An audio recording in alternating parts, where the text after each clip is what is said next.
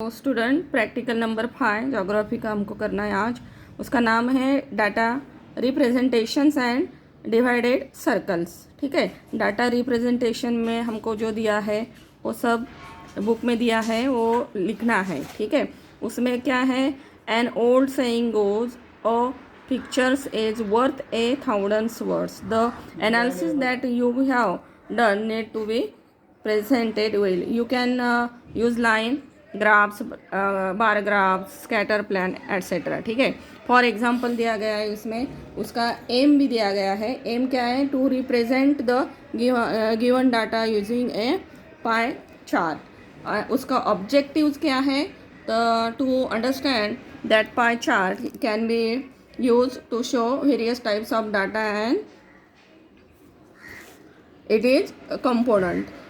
Second is to understand how they can be shown to on a map and used for data interpresentations. Third is analysis the data represent the pie diagram. ठीक है, उसमें introduction दिया गया है कि in a divided circle a specific circle is correctly showing the statistics of different geographical constitutions in a number view. For example दिया गया land users होगा, एग्रीकल्चर प्रोडक्ट्स होगा, या इरीगेशन एरिया होगा under different sources, financials, products etcetera.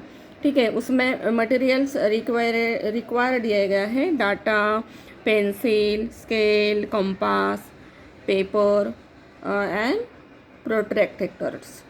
Step first दिया गया है, represent the given statistical information with the help of a pie chart following the example दिया गया है, area under various crops in Satara district. उसमें first column दिया गया है क्रॉप्स, क्रॉप्स में क्या है कि ग्रेन्स, एरिया हेक्टर्स में दिया गया है, ग्रेन्स का कितना है 45,698.3, पल्सेस का है 5,629.9, शुगर कैन का भी 2,746.8 ऐसा दिया गया है। और उसका पूरा टोटल करने का है, टोटल कितना है तो 72,476.5। ठीक है, उसमें स्टेप फर्स्ट दिया गया है कि calculate the total of the all given sub component of the data for all the years। हमको सर्कल निकालना है तो और सर्कल मेजर्स अबाउट 360 डिग्री का रहता है, नहीं क्या। तो स्टेप सेकंड दिया गया है, calculate the value of sub component of the data in degree using the following formula. Formula दिया गया है, value of sub component in degree is equal to data of the sub component value divide sum total of all the component in multiply by 360 degree। For example दिया गया है value of grains in degree, degree is equal to 42,698.3 divided 72,476.5 is multiply 360 degree. तो उसका जो answer आया है 200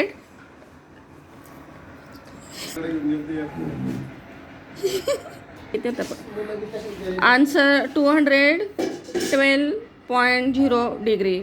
ठीक है, उसमें सीरियल नंबर का दिया गया है, सेकंड दिया है क्रॉप्स, पल्सेस, उसका भी फार्मूले के अनुसार उसमें नंबर डालने का है और हमको आंसर निकालने का है। टोटल जो है वो टोटल जो वेरीज है वो 360 आनी चाहिए, क्योंकि जो सर्कल मेजरमेंट अबाउट 316 डिग्री का रहता है। तो हमको पहले सर्कल निकालना पड़ेगा। ठीक है, उसमें स्टेप बाय स्टेप दिए गए हैं, स्टेप 3 है, स्टेप 4 है, स्टेप 5 है, स्टेप 6 दिया गया है।